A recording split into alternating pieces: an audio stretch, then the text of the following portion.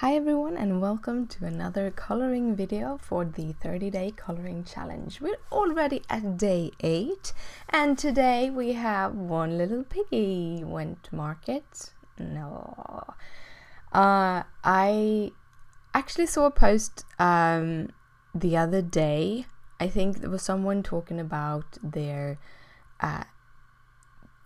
pens that they were using, their Copics, and which Copics they would want to invest in. I think it was a whole video actually, and they were kind of talking about colors to use for piggies, cute little piggies, and I remembered I had a little piggy on the whole herd stamp set by MFT. So I thought, well, why not have day 8 as a cute little piggy? So this kind of color scheme came together. Basically, it's the same one that I had for the snout for my little cow, but I really liked how it had a kind of skin color-esque tone, but still being a little bit more towards the pinky orange. I'm not sure that I would put this skin tone in the face of one of my female characters or male characters for that sake. It's a little bit too orangey, but I thought it would be perfect for a cute little piggy, and I'm really enjoying working with these very soft tones.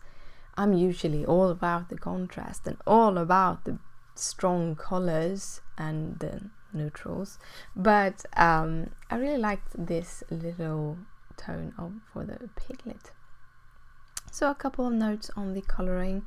I started off going in with my lightest color, which was R00, to kind of map out all the shadows, and then I'm went in with R12 and basically just traced in all those mapped in shadows, making sure that I have small shadows underneath the ears, underneath the snout, and underneath his chin.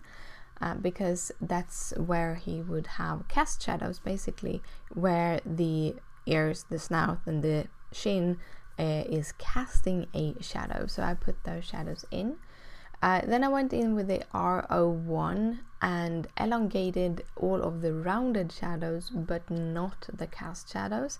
So the shadows that are under his chin, snout, and ears are still just lines made in R12, while all the other shadows, like the rounding of his face and rounding of his body, I have elongated out, spread it out over his body to make it a little bit rounder. And I'm doing a dual layer coloring again to give him a little bit more dimension.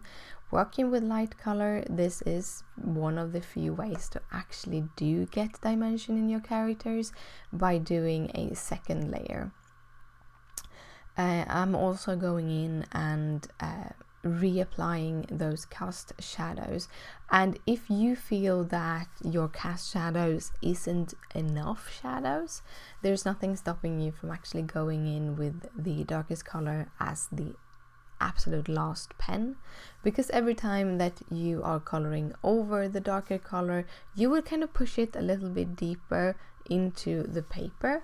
This will help to get a blend, but this will also make it a little bit lighter. However, as you see here, if I would do that with a rounded shadow, I would get more of a cell shading than a blended shading. And I'm after a blending shading when I do my characters. I very rarely do cell shading, not because it's wrong to do cell shading. It is a art in itself. I'm just not so good at it. So I like the rounded shadow also. It makes them kind of look chubby and almost like small balloons. They're super cute and adorable. But yeah, that is the coloring for today, because I'm not adding any other details. I'm just making him pink. No, I'm giving his feet. What is it called? Feet. Hoofs. maybe. Yeah, I think pigs have hoofs. I'm giving him some gray nails.